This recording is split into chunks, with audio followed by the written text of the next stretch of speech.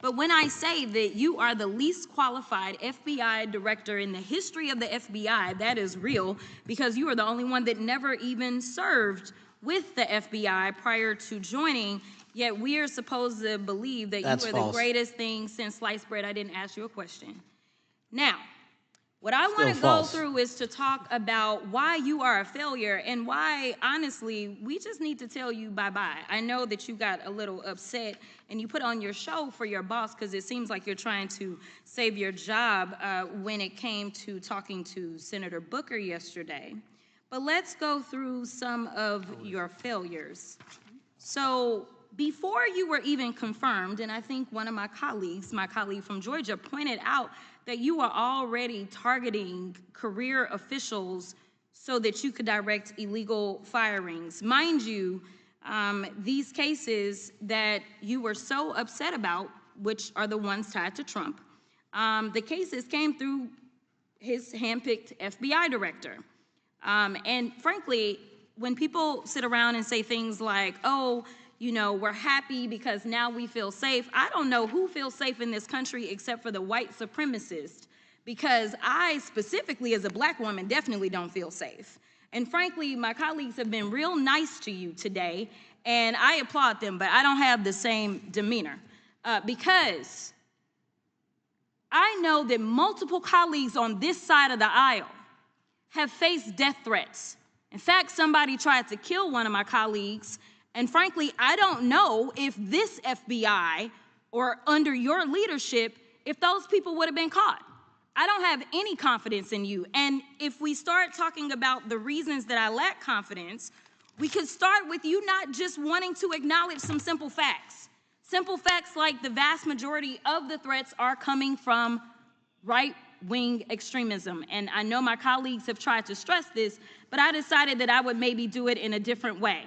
Number one, I have a couple of UCs. Kim Buck, one of multiple Republicans receiving death threats for voting against Jim Jordan as House Speaker. Without objection. Another one, Republican lawmaker says she received death threats after voting against Jim Jordan in Speaker's race. Without objection. In addition, there was another one from another colleague who now is leaving Congress because they said that they were calling his wife anonymously and threatening her life to the extent that she ended up sleeping with a firearm. Without objection. Okay, so here's the deal.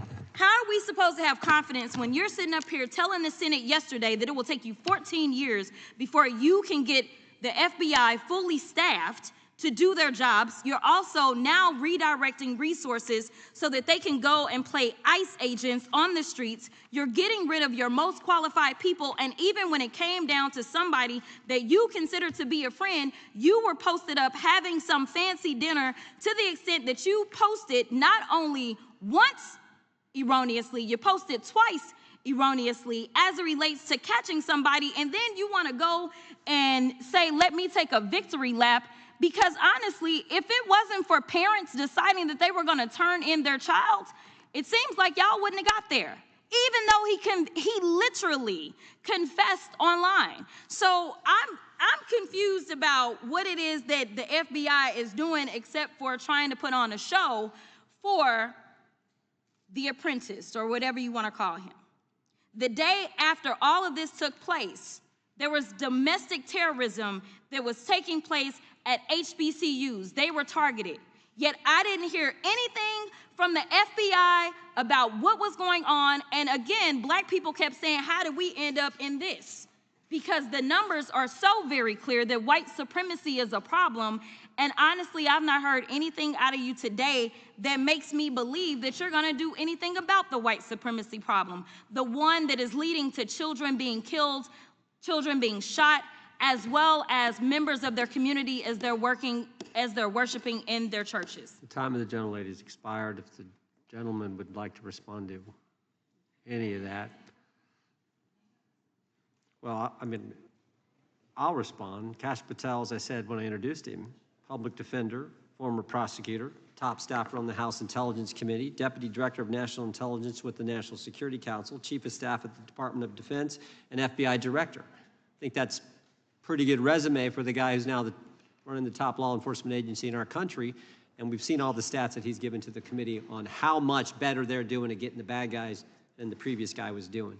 With that, I recognize the gentleman